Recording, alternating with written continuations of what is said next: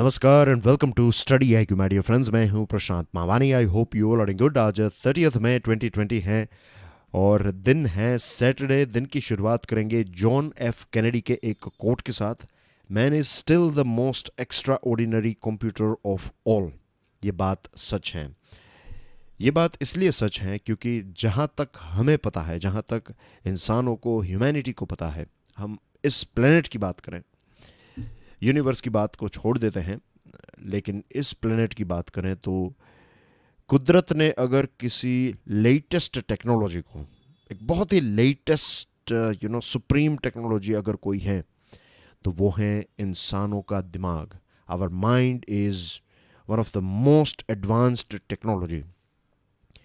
दिमाग एक ऐसी चीज़ है जिसका कोई मैन्यूल नहीं है, इसn't it? अगर आप कोई कार खरीदते हैं या फिर कोई वॉशिंग मशीन या फिर कोई लेटेस्ट गैजेट खरीदते हैं तो उसके साथ एक मैन्यूल आता है, लेकिन दिमाग का कोई मैन्यूल नहीं है। कुछ ऐसी टेक्निक्स हैं, कुछ ऐसी सिस्टम्स हैं, अगर उनको फॉलो किया जाए तो कोई भी व्यक्ति जो है कुछ भी अचीव कर सकता है। ये ताकत है हमारे इंसानी दिमाग की। सोचिएगा आप इसके बारे में ज़रूर। और डियर फ्रेंड्स, सिविल सर्विसेज की एग्जामिनेशन को ध्यान में रखते हुए भारत की बेस्ट फैकल्टीज़ ने मिलकर एक स्मार्ट कोर्स डिज़ाइन किया है। इस स्मार्ट कोर्स की सारी इन्फॉर्मेशन आपको हमारे मोबाइल एप्लीकेशन के ऊपर मिल जाएगी। आज 30 में है, कल है 31 में, तो लास्ट डे है इस EMI ऑफर का। Make the most out of it. Lecture की PDF को डाउनलोड करने के लिए join my Telegram channel. Lecture को दूसरे स्टूडेंट्स के साथ शेयर ज़रूर करें, खास करके वे सारे स्टूडेंट्स जिनके लिए इस प्रकार का एनालिसिस बहुत ही इम्पोर्टेंट है। तो अगर आपके ध्यान में ऐसे कोई स्टूडेंट्स हैं, ऐसे कोई ग्रुप्स हैं, तो उन तक इस लेक्चर को ज़रूर पहुंचाइएगा। You can follow me, you can get in touch with me via Facebook. आज का ये लेक्चर, आज की ये डिस्कशन अगर आपको लगता है कि up to the mark है, then please hit the like button and you can support us by subscribing our YouTube channel। आज सैटरडे है तो हमारे टेबल के ऊपर इतने ज़्यादा आर्टिकल्स नहीं हैं, लेकिन क्वांटिटी और क्वालिटी जो है, मीन्स मेन कनेक्शन जो है हमारा वो क्वालिटी के साथ है। इट डजेंट मैटर अगर 2 आर्टिकल्स हैं, 3 आर्टिकल्स हैं, इसमें ऐसा कोई इश्यू बिल्कुल नहीं है। एक कॉमन जो फ्लू है, कॉमन डिजीज़ जो है वो ये है कि ज़्यादा से ज़्यादा पढ़ना, ज़्यादा किताबें पढ़ना, ज़्यादा आर्टिकल्स पढ़ना। सिविल सर्विसेज की एग्ज़ामिनेशन या फिर कोई भी एग्ज़ामिनेशन में ज़्यादा से ज़्यादा पढ़ना जो है, ये इसका सक्सेस मंत्र बिल्कुल नहीं है। अगर आपको एग्ज़ाम्स क्रैक करनी है तो आपको चीज़ों को समझना होगा। That is the most important thing. भले ही आप दिन में 2 चैप्टर्स ही क्यों ना पढ़ें, 2 चैप्टर्स भी छोड़ दीजिए, 1 पेज ही क्यों ना पढ़ें, लेकिन 1 पेज, उस पेज के एक एक शब्द को अगर आपने समझ लिया है, उसको एनालाइज कर लिया है, तो आपने एक स्टेप, 1% इम्प्रूवमेंट डेफिनेटली किया है। एनीवे, आज सैटरडे है तो थोड़ी ऐसी टिप्स के साथ जुड़ी हुई जो बातें होती हैं वो भी मैं आपके साथ शेयर करने की कोशिश करता हूँ। एनीवे डियर फ्रेंड्स, आज हमारे टेबल के ऊपर जो 3 आर्टिकल्स हैं उसमें सबसे पहला जो है वो इंडिया और ऑस्ट्रेलिया के रिलेशनशिप के ऊपर है। दूसरा जो है ऑफुल साइलेंस, ये इंडिया और चाइना के बारे में है। और लास्ट जो आर्टिकल है ये टाइम्स ऑफ इंडिया में से हैं। इस आर्टिकल को लिखा है हमारे देश के होम मिनिस्टर अमित शाह ने। और इस आर्टिकल में बेसिकली मोदी सरकार 2.0 जो है उसका 1 साल ख़त्म हुआ है, तो एक पूरा एनालिसिस है। तो बहुत सारे इंपॉर्टेंट पॉइंट्स यहाँ पर उन्होंने बताए हैं, तो इसको देखेंगे, इसको समझेंगे। Let's start our discussion with this topic, India Australia के रिलेशनशिप के बारे में। 50s के टाइम पर ऑस्ट्रेलिया जो है, ऑस्ट्रेलिया और इंडिया के रिलेशनशिप मीन्स ना के बराबर थे, ऐसे कोई ख़ास रिलेशनशिप नहीं थे और इंडिया को इतना ज़्यादा इम्पोर्टेंट कंट्री माना भी नहीं जाता था। लेकिन आज अगर आप देखें तो ऑस्ट्रेलिया के डिप्लोमेटिक रडार में ऑस्ट्रेलिया जो है उसके अच्छे दोस्त में से एक अगर कोई देश है तो वो है भारत। बहुत इम्पोर्टेंस देता है ऑस्ट्रेलिया भारत को। उसके पीछे बहुत सारे रीजंस भी हैं। पीपल टू पीपल कांटेक्ट जो है दोनों देशों के बीच में, जो लोगों के प्रति, एक दूसरे के प्रति जो रिस्पेक्ट है, जो प्यार है, उसके बहुत सारे ब्रिजेस हैं। एक तो है क्रिकेट। आप में से बहुत सारे स्टूडेंट्स जो हैं वो क्रिकेट के फ़ैन होंगे शायद, आई एम नॉट श्योर, मैं तो नहीं हूँ, लेकिन इसका मतलब ये नहीं है कि क्रिकेट आपको फॉलो नहीं करना। If you love cricket then you should do it. मेरे पिताजी जो हैं तो he is used to be cricketer, तो उनको क्रिकेट बहुत पसंद है, अनफॉर्चुनेटली मुझे बिल्कुल पसंद नहीं है, बट एनीवे। तो क्रिकेट जो है दोनों देशों को जोड़ते हैं। हमारे प्लेयर्स वहाँ पर जाते हैं, वहाँ के प्लेयर्स यहाँ पर आते हैं, तो इससे लगेगा कि सिर्फ प्लेयर्स से क्या होगा। नो, दोनों देश जो हैं, वो दोनों देश के क्रिकेट लवर्स जो हैं, वो ये क्रिकेट स्पोर्ट जो है वो एक दूसरे को जोड़ने की कोशिश करता है। मीन्स जोड़ा भी है। अगर आप ओलंपिक्स को देखें, उसके साथ जुड़ी हुई जो दूसरी बातें हैं उसको जब आप पढ़ेंगे तो आप जानेंगे कि स्पोर्ट्स जो हैं, स्पोर्ट्स ने इंसानों को, सोसाइटीज़ को मर्ज करने में, उनके बीच में एक ब्रिज क्रिएट करने में एक इम्पोर्टेंट रोल प्ले किया है। फिर आजकल बॉलीवुड जो है वो भी काफ़ी फेमस है। और डियर फ्रेंड्स, यहाँ पर मैं कुछ आपको थोड़ी एक्स्ट्रा चीज़ें बता रहा हूँ। इस आर्टिकल में तो ये चीज़ें कवर नहीं है, लेकिन कुछ ऐसे ऐसे पॉइंट्स हैं जो आपको समझने चाहिए। फिर एजुकेशन है, एजुकेशन के बारे में एक दो पॉइंट्स हैं यहाँ पर। तो भारत के बहुत सारे स्टूडेंट्स हर साल ऑस्ट्रेलिया पढ़ाई के लिए जाते हैं, तो ये एक चीज़ है। ऑस्ट्रेलिया की यूनिवर्सिटीज़ जो हैं वो भारत में भी इंटरेस्टेड है कि यहाँ पर भी वो अपनी ब्रांचेस खोलें, फिर जॉइंट में रिसर्च करें। तो ये सारी चीज़ें जो हैं वो लोगों को जोड़ने का काम करती हैं, क्योंकि जब एक स्टूडेंट लेट्स से इंडिया से ऑस्ट्रेलिया पढ़ने के लिए जाएगा, 2-3 साल वहाँ पर रहेगा, फिर अगर वो वापस भी यहाँ पर आ जाता है, लेकिन उस जीवन के 3-4 साल जो वहाँ पर उन्होंने बिताए हैं, वहाँ पर जो सीखा है, तो ये सारी चीज़ें जो हैं ये हमेशा इस व्यक्ति के जो जो पॉजिटिव एक्सपीरियंसेस हैं वो हमेशा रहेंगे। और ये दोनों देशों के लोगों के बीच में एक रिलेशनशिप, आप फ्रेंड्स बनाते हैं, फिर फ्यूचर में वो भारत आएंगे तो वो कुछ नई चीज़ें सीखेंगे, तो ऐसी चीज़ें जो हैं वो चलती रहती हैं। 4 जून 2020 को भारत के प्राइम मिनिस्टर नरेंद्र मोदी और ऑस्ट्रेलिया के प्राइम मिनिस्टर, जिनका फ़ोटो आपकी स्क्रीन के ऊपर है, इनका नाम है स्कॉट मॉरिसन, तो इन दोनों नेताओं के बीच में एक वर्चुअल समिट होने वाली है। अनफॉर्चुनेटली जनवरी 2020 में मिस्टर मॉरिसन जो है वो भारत की एक यात्रा पर आने वाले थे, लेकिन उस टाइम पर ऑस्ट्रेलिया में, आपको याद दिलाऊं कि एक बहुत बड़ी आग लगी थी, याद है ना? बहुत लंबे टाइम तक ये चलता रहा, बहुत सारे लोगों की मृत्यु हुई, बहुत प्रॉपर्टी का नुकसान हुआ। तो it was a big news in January 2020। तो ऑस्ट्रेलिया में ये आग, क्योंकि ऑस्ट्रेलिया जो है वो सदर्न हेमिस्फीयर में है। आपको पता होगा कि जब नॉर्दर्न हेमिस्फीयर, या नॉर्थ है दुनिया का, या साउथ है, तो जब यहाँ पर विंटर होती है तो यहाँ पर होता है समर। तो जनवरी टाइम जो है वहाँ पर समर का टाइम है, तो वहाँ पर ये बुश फायर यानी कि जंगलों में आग लगी हुई थी, जो हमारे फिलहाल उत्तराखंड में भी जंगलों में आग लगी हुई थी।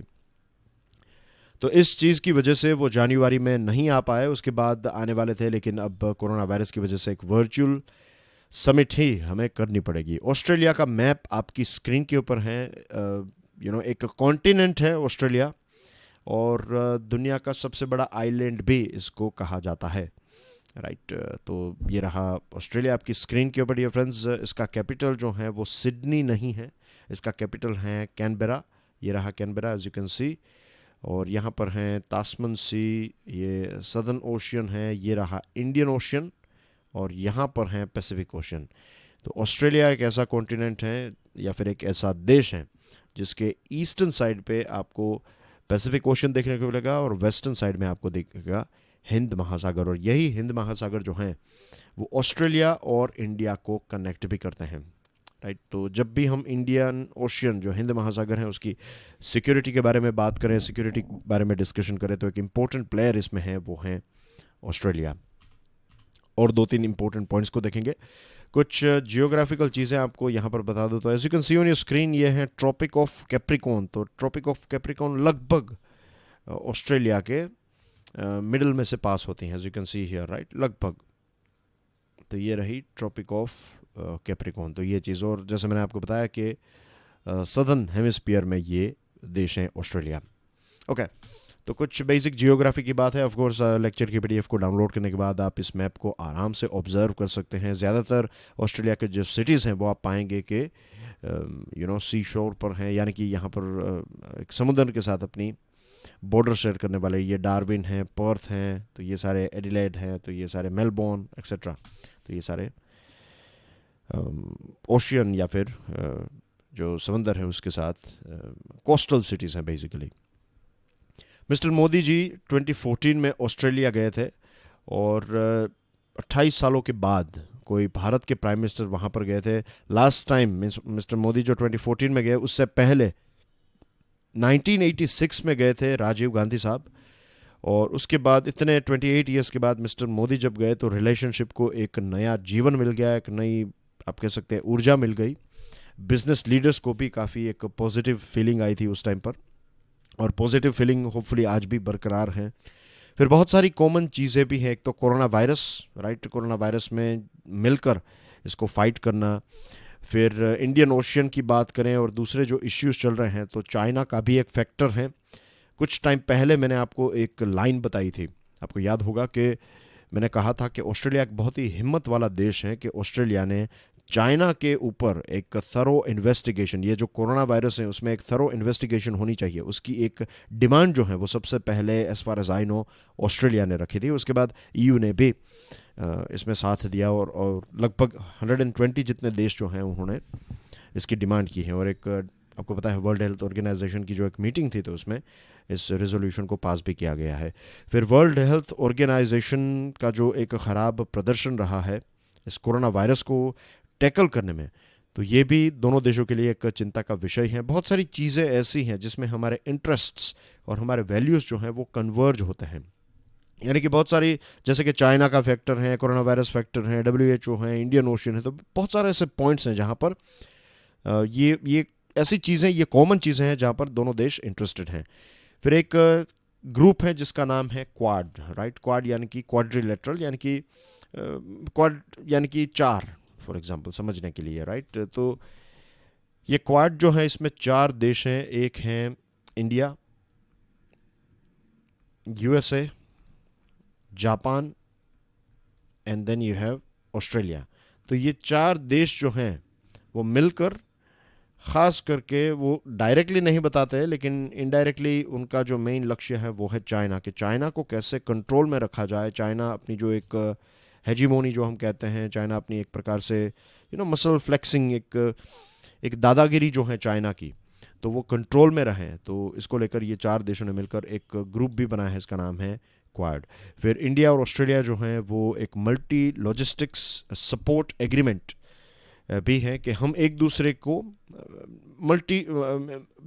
Mutual logistics support agreement. ये जो म्यूचुअल लॉजिस्टिक्स सपोर्ट एग्रीमेंट है, इसमें ये होता है कि हमारी अगर कोई नेवल शिप है फॉर एग्जांपल, तो इंडियन ओशियन में कहीं पर जा रही है और कोई ऑस्ट्रेलिया का एक आइलैंड है, तो हमें कोई खाने पीने की व्हाटएवर फ्यूल एक्सेट्रा ये चीज़ें चाहिए, तो हम वहाँ पर जाकर एक्सेस कर सकते हैं। सेम थिंग, ऑस्ट्रेलिया की कोई शिप या ऐसी कोई चीज़ है तो वो हमारी फैसिलिटीज़ हैं उनका एक्सेस करते हैं। तो लॉजिस्टिक सपोर्ट एक दूसरे को देने की बात है। इसके साथ एक आपके लिए प्रश्न है। प्रश्न ये है कि अभी कुछ टाइम पहले एक खबर आई थी कि अंडमान निकोबार, जो अंडमान है हमारा पोर्ट, हमारा आइलैंड, तो इंडिया और ऑस्ट्रेलिया जो हैं उनके बीच में एक पैक्ट होने वाला है कि अंडमान और निकोबार और एक ऑस्ट्रेलिया का एक आइलैंड है जहाँ पर हमें एक्सेस मिलेगा, कि भारत की जो हमारी जो मिलिट्री है वो उस पर्टिकुलर आइलैंड पर जा पाएगी।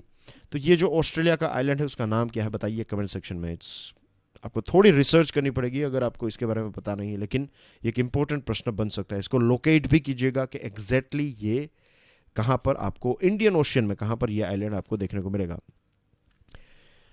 फिर ऑस्ट्रेलिया और इंडिया के बीच में एक ओज इंडेक्स करके एक मिलिट्री नेवल एक्सरसाइज थी। ये द्विपक्षीय जो नेवल एक्सरसाइज है वो सबसे बड़ी दोनों देशों के लिए एक एक्सरसाइज थी।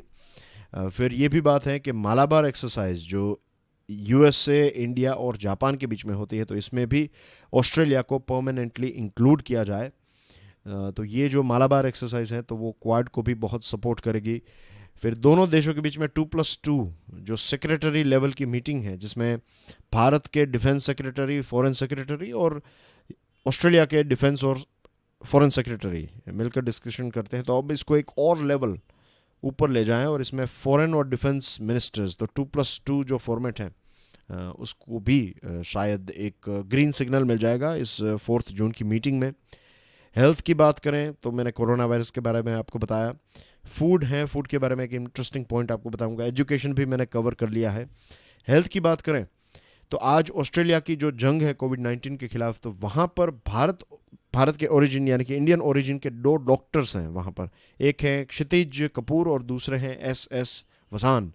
तो ये ऑस्ट्रेलिया के लीडर्स के तौर पर this 2 doctors are leading doctors जो ऑस्ट्रेलिया को नेविगेट कर रहे हैं कोविड-19 के अगेंस्ट जो बैटल है उसमें।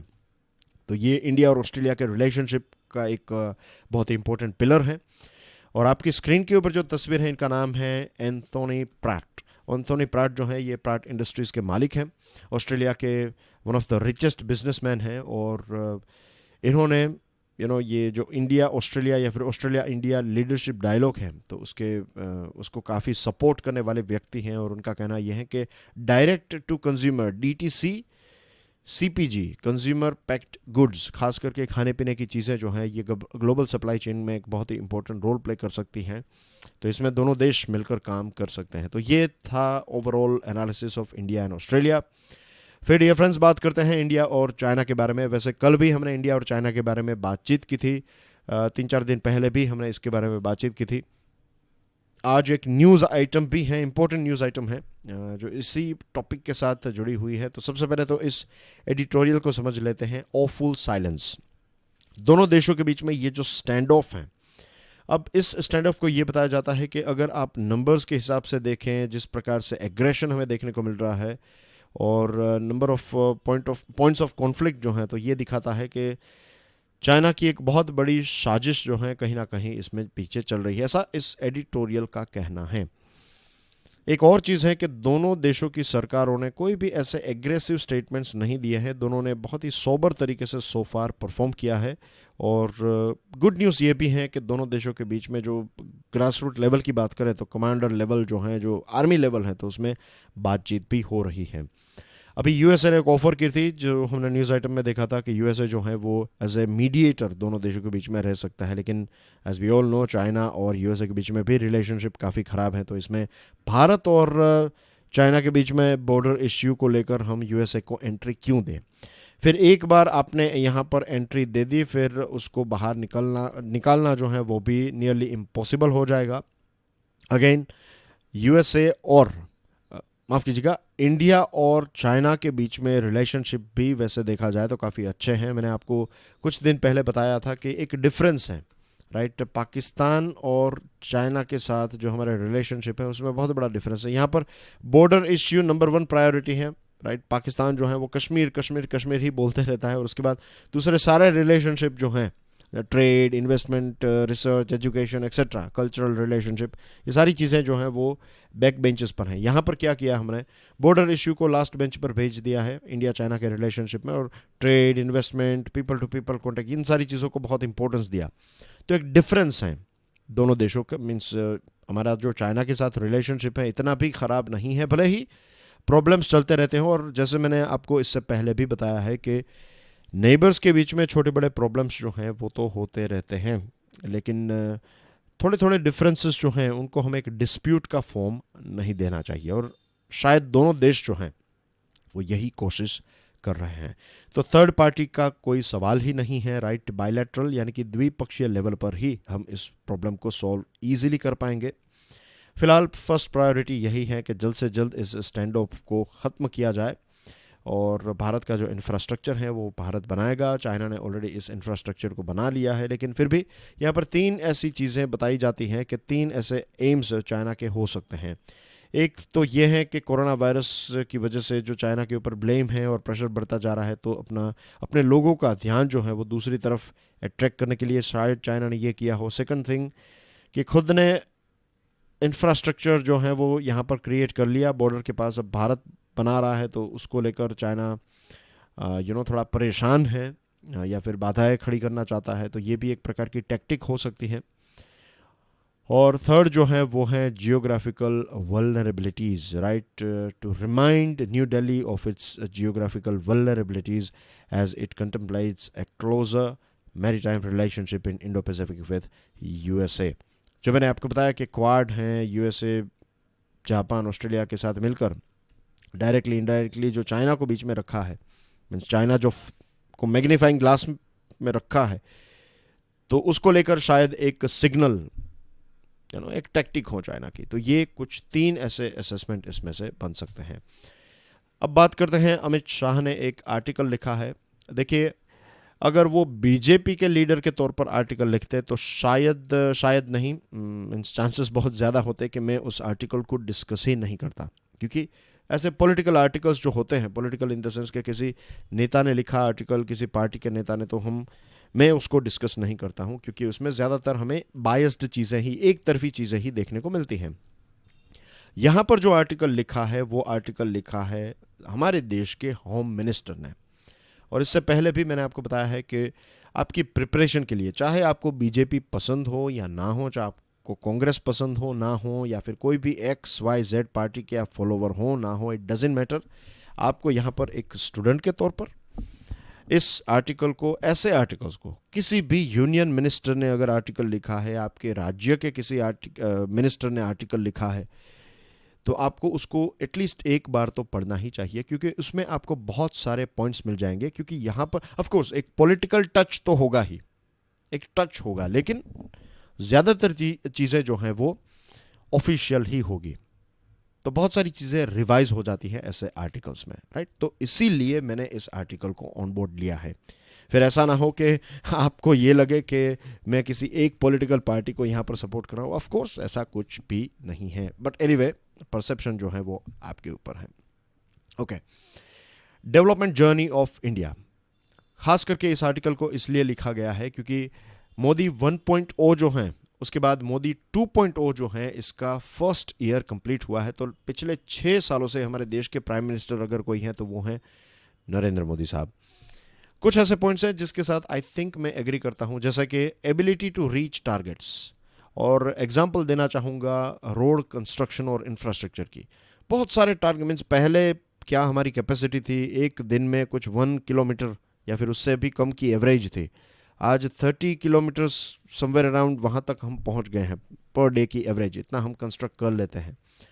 तो this is just a small example के टारगेट्स को अचीव करना जो है वो एक पॉसिबिलिटी। पहले ऐसा लगता था कि भारत कभी भी टारगेट, आपको याद होगा कि देश में एक नेगेटिव एटीट्यूड था कि हम कभी भी चीज़ों को टाइम पर कंप्लीट नहीं कर सकते, लेकिन अब बहुत सारी चीज़ें जो हैं वो टाइम पर कंप्लीट हो गई हैं।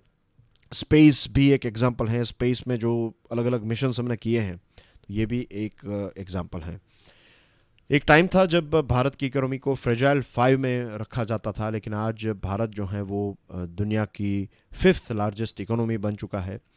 टेररिज्म को भी एक मुंह तोड़ जवाब दिया है। जो सर्जिकल स्ट्राइक 1.0, फिर उसके बाद जो एक एयर स्ट्राइक की, या फिर सर्जिकल स्ट्राइक 2 जो है, तो इसने भी देश का कॉन्फिडेंस जो है वो काफ़ी बढ़ाया है।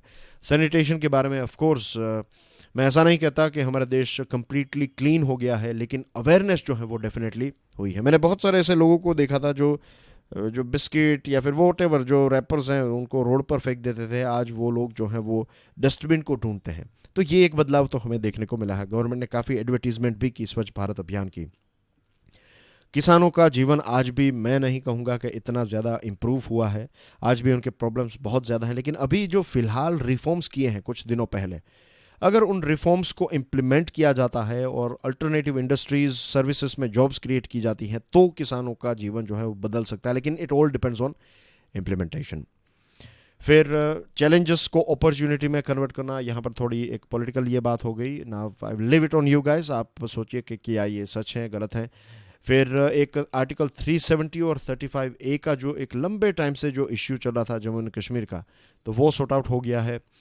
श्री राम टेम्पल का जो एक कंस्ट्रक्शन का जो एक इश्यू था, तो वो अब सुप्रीम कोर्ट से भी ग्रीन सिग्नल मिल गया है। फिर मुस्लिम महिलाओं की बात करें तो ट्रिपल तलाक एक बहुत बड़ा इश्यू था, इसको भी सरकार ने सोल्व किया है। फिर जो CAA हैं इसको भी अप्रूव करवा दिया है। आयुष्मान भारत, तो ये भी एक अच्छी इंश्योरेंस स्कीम है, नो डाउट, इससे काफ़ी लोगों को बेनिफिट भी मिला है। फ़िलहाल मेरे पास आंकड़ा नहीं है, लेकिन कुछ टाइम पहले की बात है, आई थिंक 10-12 दिन पहले डेली फाइनेंशियल न्यूज़ एनालिसिस में मैंने एक आंकड़ा शेयर किया था। फ़िलहाल मुझे दिमाग में नहीं आ रहा है, लेकिन आयुष्मान भारत ने भी काफ़ी एक पॉजिटिव रिजल्ट क्रिएट किया है। उज्ज्वला स्कीम से बहुत सारी महिलाओं को गैस कनेक्शन मिला है, तो इससे जो हेल्थ रिलेटेड इश्यूज़ थे, जो आपको लकड़ी जो हैं वो कलेक्ट करने के लिए जाना, फिर उसमें टाइम वेस्ट होता है, एक्स्ट्रा लेबर हैं एक्सेट्रा, तो ये सारी चीज़ें जो हैं वो भी एक हद तक ख़त्म हुई हैं। किसानों को 6,000 रुपीज़ हर साल दिए जाते हैं। ये इतनी बड़ी राशि नहीं है, लेकिन something is better than nothing. Jan Dhan accounts okay, अच्छे हैं जनधन अकाउंट्स, लेकिन परफेक्ट नहीं है। हमने देखा कि जो एक सपोर्ट है वो बहुत सारे ऐसे लोगों तक भी पहुंचा है जिनको शायद इसकी इतनी ज़्यादा आवश्यकता नहीं थी, लेकिन इसको रिफाइन किया जा सकता है।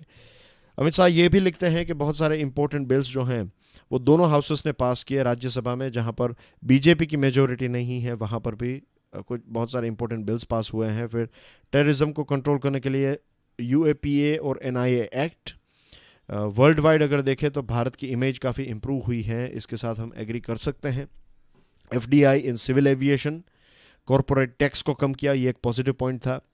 बैंक्स को मर्ज किया, एनबीएफसीज को मोराटोरियम, कंपनीज एक्ट में बदलाव, एमएसएमई सेक्टर को सपोर्ट, तो ये सारी चीज़ें भी हमें देखने को मिली। फिर ब्रू रियांग रेफ्यूजी का जो इश्यू था, तो ये बोडो एकॉर्ड के माध्यम से इसको सॉल्व किया है। चीफ ऑफ डिफेंस स्टाफ अब हमारे देश के पास हैं, एक दशकों से ये इश्यू था, ये वाला इश्यू भी दशकों से चल रहा था, तो इसको सॉल्व किया है। आरसीईपी में हम ज्वाइन नहीं करेंगे। हमारे जो किसान हैं, डेयरी प्रोड्यूसर्स हैं और हमारी जो छोटी इंडस्ट्रीज़ हैं, उनके हित को ध्यान में रखते हुए सरकार ने ये डिसीजन लिया था। फॉरेन इन्वेस्टमेंट डिफेंस इंडस्ट्री में अट्रैक्ट करने के लिए भी भारत सरकार ने बहुत सारे स्टेप्स उठाए हैं। और फिर हैं फार्मर, जो लेबर्स हैं, स्मॉल एंटरप्रेन्योर्स हैं, तो उनके लिए पेंशन स्कीम। जल शक्ति एक अलग से मिनिस्ट्री क्रिएट की है हमने। प्रधानमंत्री फसल बीमा योजना, अब इसके कुछ इश्यूज हैं प्रधानमंत्री फसल बीमा योजना, लेकिन इसके कुछ इंपॉर्टेंट पॉइंट्स आपको पता होने चाहिए।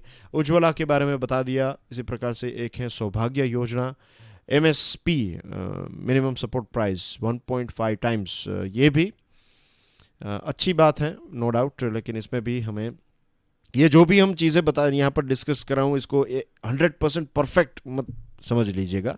हाँ, इंपॉर्टेंट पॉइंट्स हैं, बदलाव हैं और काफ़ी पॉजिटिव बदलाव हैं, लेकिन परफेक्ट नहीं है। इसको परफेक्ट हमें ट्यून करना, रिफाइन इसको जो है वो हर एक सरकार को करना पड़ता है। स्वच्छ भारत अभियान ओडीएफ, यानी कि open defecation free Bharat. GDP में भी वृद्धि हमें देखने को मिली, लेकिन लेटेस्ट जो आंकड़ा है, तो लेटेस्ट जो साल का है, मीन्स लास्ट ईयर जो था फाइनेंशियल ईयर, तो इसमें एक ड्रॉप देखने को मिला है। 20 लाख करोड़ रुपीज़ का पैकेज जो हमने काफ़ी डिस्कस किया है एमएसएमईज़ के लिए, नॉट एमएसएमईज़ लेकिन जो लेबर्स हैं, फार्मर्स हैं, विडोज़ हैं, तो उनके लिए और दूसरे लोगों तक सरकार ने पिछले 2 महीनों में 60,000 करोड़ रुपीज़ जितने ट्रांसफ़र किए हैं। एमएसएमईज़ के लिए 40,000 करोड़ रुपीज़ हैं। अप्रैल तक हम PPE kits, ventilators and 95 mask के इंपोर्टर थे, लेकिन आज हम हर रोज़ 5 लाख पीपीई किट्स और 2.5 लाख जितने N95 मास्क प्रोड्यूस करते हैं। वेंटिलेटर्स भी हम प्रोड्यूस करने लगे हैं। 10 लाख से भी ज़्यादा कोरोना बेड्स हमने तैयार किए हैं। दिन में 1.5 लाख जितने टेस्ट भी हम करते हैं। और लॉकडाउन का भी डिसीजन जो है वो सरकार ने टाइम पर लिया। एजुकेशन, एम्प्लॉयमेंट, मेडिकल फैसिलिटीज़, इन सारी चीज़ों के ऊपर भी सरकार काम कर रही है। न्यूज़ आइटम्स की बात करें तो जीडीपी जो है, लास्ट ईयर की जीडीपी का आंकड़ा आ चुका है। इट इज़ 4.2%, पॉजिटिव में है, लेकिन 4.2% तो काफ़ी लो है। और कोर सेक्टर भी काफ़ी श्रिंक हुआ है। और जीएसटी काउंसिल जो है उसकी मुलाकात जो है वो मिड जून में होगी। लॉकडाउन 5.0 होगा, लेकिन 13 सिटीज़ में। इसके साथ जुड़ी हुई डिटेल्स जो हैं वो एमएचए जल्द से जल्द प्रोवाइड करेगा। कल हमने इस चीज़ को डिस्कस किया था, देखिए ये न्यूज़ में है फर्स्ट पेज के ऊपर। कल भी न्यूज़ में था, लेकिन कल हमने एक एडिटोरियल को डिस्कस किया था। तो this is just a small example कि जो एडिटोरियल्स आर्टिकल्स हम डिस्कस करते हैं वो काफ़ी इंपॉर्टेंट होते हैं, भले ही वो किसी भी न्यूज़पेपर में से क्यों ना लिए गए हों। दिल्ली में दूसरा दिन ऐसा हुआ कि 1000 जितने केसेस रिकॉर्ड हुए। और प्राइम मिनिस्टर साहब ने भी ये जो 1 साल ख़त्म हुआ है, तो इस 1 साल के इस टाइम पर, इस एनिवर्सरी पर प्राइम मिनिस्टर साहब ने भी एक देश को एड्रेस किया है। मैं चाहता हूं कि आप उस एड्रेस को भी, इस न्यूज़ आइटम को देख लीजिएगा। इसमें भी आपको इंपॉर्टेंट पॉइंट्स देखने को मिलेंगे। हमारे 2 डिप्लोमेट्स हैं, उन्होंने बताया कि जैसे हमने डिस्कशन की कि जो मैंने आपको बताया था कि न्यूज़ आइटम इसके साथ जुड़ी हुई, कि ये टेंशन जो है ये एस्केलेट, ये बड़ा रूप नहीं लेंगे। छोटे बड़े टेंशन्स होते रहते हैं, लेकिन दोनों देश मिलकर इसको सॉल्व कर देंगे। और आपकी स्क्रीन के ऊपर जो फोटो हैं ये हैं मेजर सुमन गवानी, मेजर सुवन गवानी जो हैं उनको UN award, United Nations mission in South Sudan, वहाँ पर वो थे, और ये एक prestigious United Nations military gender advocate of the year award जो है वो इनको दिया गया है. तो congratulation madam. And that's everything in today's discussion. Thank you very much. God bless you all. I'll see you on Monday. Till then, Jai Hind.